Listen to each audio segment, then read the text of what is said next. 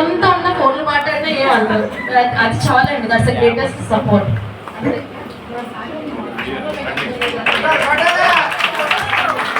బయట ఉన్న వాళ్ళు కూడా లోపలికి రండి అన్న.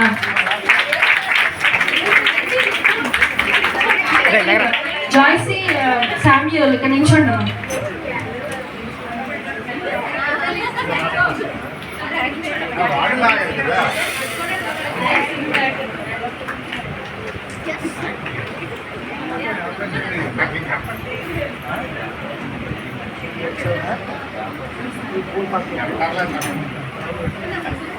కొంచెం కొద్ది గ్యాప్ వచ్చింది, కొంచెం దగ్గరికి అలా ఇంకా దగ్గర ఉండరు.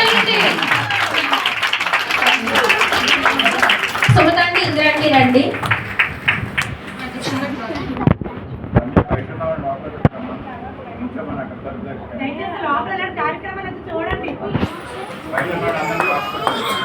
ఇది ఒక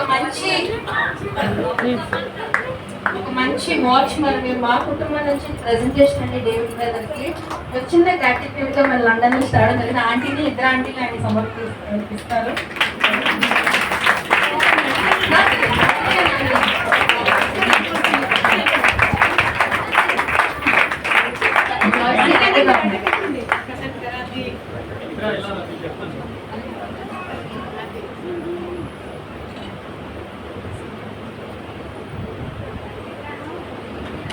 మావి గారు ఒకసారి ఉంది రండి. వరప్రసాదరావు గారు ముందుకు రండి. వందనాలు. కొట్టాలా చెప్పల కొట్టాలి, యోగ గారు కొట్టాలా. ఓకే, వీళ్ళ కోసం చిన్న ప్రార్థన చేద్దాం.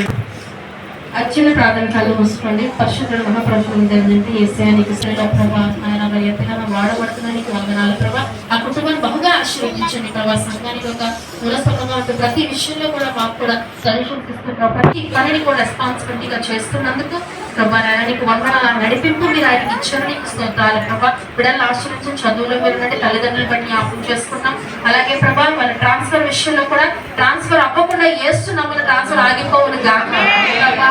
సంఘంలో ఉండేటకు సహాయం చేయి. నీకు తెలుసు ప్రభా, నువ్వు ఎవరిని వాడుకుంటావు మాకు తెలియదు, కానీ నీ చిత్తానుసారంగా మేము జరుగుతున్నాం ప్రభా.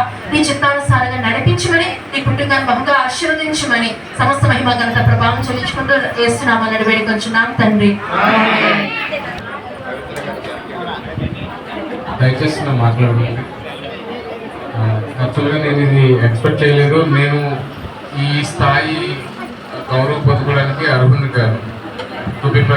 తెలుసు, నేను అతి చిన్నవాడు అయినప్పటికీ నాకెందుకనో ఈ సంఘం పట్ల మొత్తం వచ్చినప్పుడు ఇది ఊరికే పేరుకి లేదా క్రైస్తవ బోధలు, ఎందుకంటే దైవదాసులు బౌండరీ పాస్టర్ సామ్యూల్ రాయ్ గారు అనుకున్న ఇంటెన్షన్ కానీ లేకపోతే సేవాభావాన్ని నేను గమనించాను.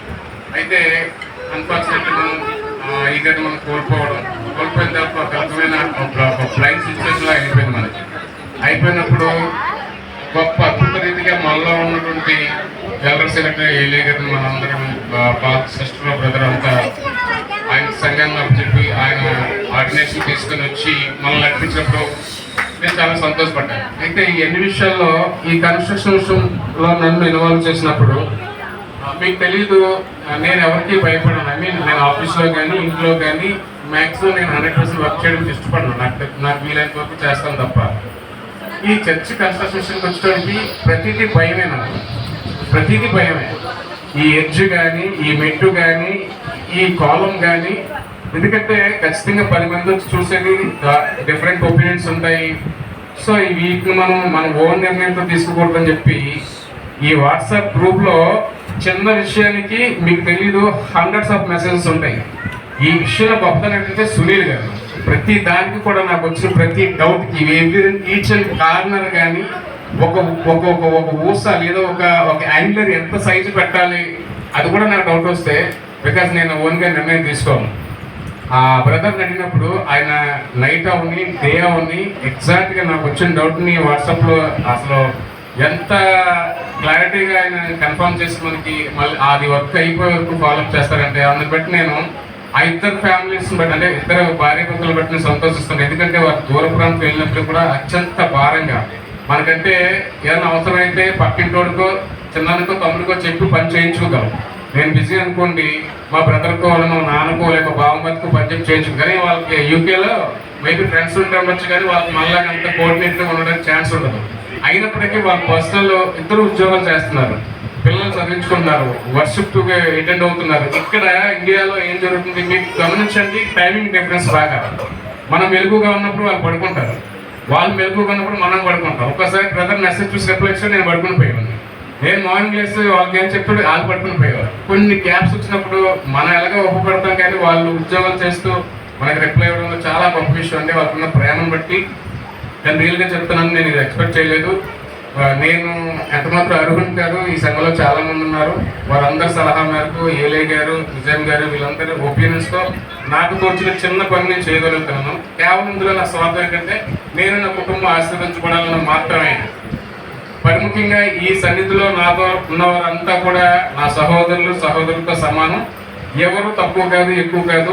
నేను కేవలం దేవుని ప్రేమిస్తూ మాత్రమే సంఘంలో ఉంటున్నాను. దయచేసి నా నుంచి ఏమైనా మీకు అలాంటి ఎదురై ఉంటే సభాముఖంగా మిమ్మల్ని అందరికీ క్షమాపణ కోరుతున్నాను. నా నుంచి ఏ రకమైన అలాంటి పార్షియాలిటీ ఎప్పుడూ ఉండదు. ఎందుకంటే మేము కన్వర్ట్ అయ్యి మీ హిందూ నుంచి వచ్చినప్పుడు నేను పొందిన యేసు ప్రేమను బట్టి, నేను ఈ సహోదర ప్రేమను బట్టి ఎప్పుడు చెప్తూ ఉంటాను, ట్రాన్స్ఫర్ అయితే మిగతా వాళ్ళకి ఇబ్బంది ఉంటుందని, కానీ ఒక క్రైస్తవుడు ట్రాన్స్ఫర్ అయితే వితిన్ 1 వీక్ లో ఎక్కడ దగ్గర మన సంఘం కనబడుతుంది. వాళ్ళు మనం వెంటనే హక్కును చేర్చుకుంటారు, వాళ్ళు ప్రేమ చూపిస్తారు. అది ఒక క్రైస్తవుడికి మాత్రం ఉంటుందని ఎప్పుడు చెప్పుకుంటాను. పినగడి సంఘానికి నేను వచ్చి రేపు నాకు ఇంత గౌరవం ఇచ్చారంటే నేను ట్రాన్స్ఫర్ అయిపోతానేమో అని మనసులో కలిగింది. అంటే ఒక్కొక్కసారి ఇక్కడి నుంచి వెళ్ళేటప్పుడు ఇలాగ గౌరవిస్తారు కదా, అదే ఏమో అన్న టైప్లో నాకు కలిగింది. దేవుని ప్రేమను బట్టి నాకు మీరందరూ చూపిన ప్రేమను బట్టి ఎంతో సంతోషిస్తున్నాను. ఈ దినం నాకు ప్రత్యేకించి నాకు it's special day for me in my life అనమాట. థ్యాంక్ యూ అండి, థ్యాంక్ యూ.